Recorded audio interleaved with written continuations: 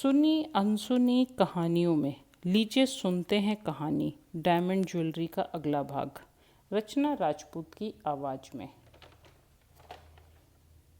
शालू अपनी बेटी को लेकर इंदौर से अब भुज आ गई।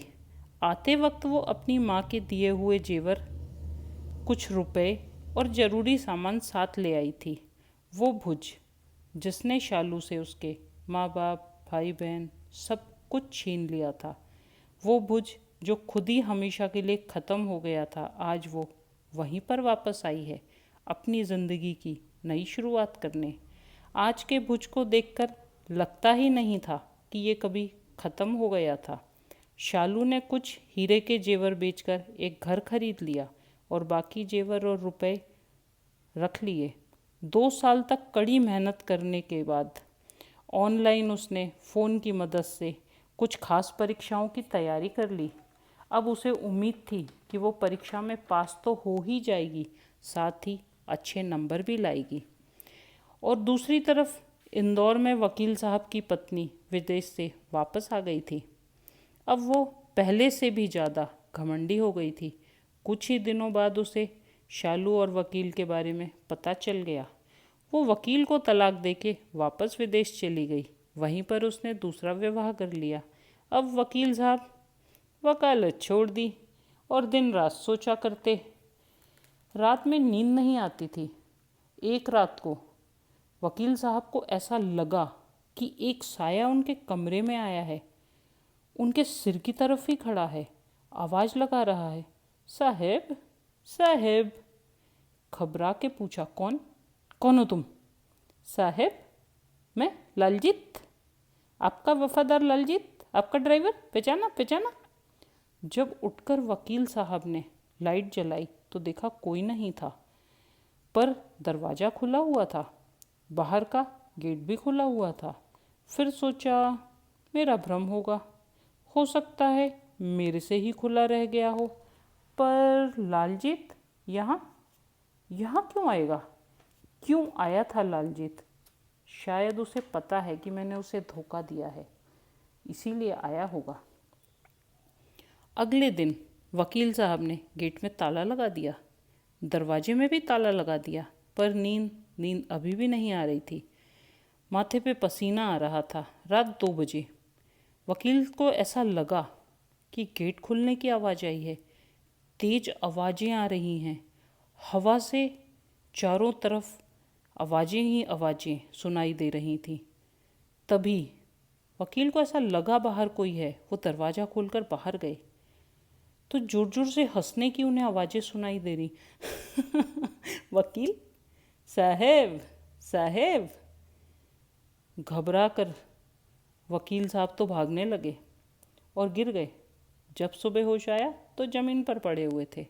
अब अगले दिन वकील साहब तो बहुत डरे हुए थे, हाथ में चाकू और बंदूक लेके बैठ गए।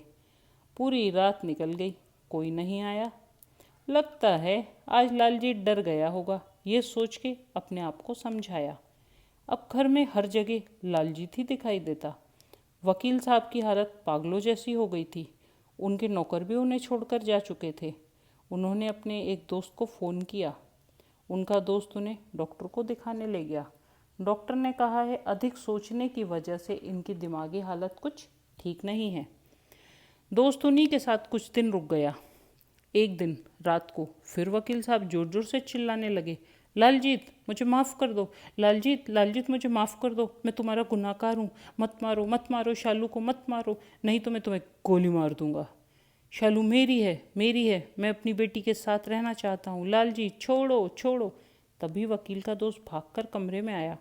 उन्होंने वकील को जोर से थप्पड़ मारा, फिर वकील साहब को दवाई दी और सुला दिया।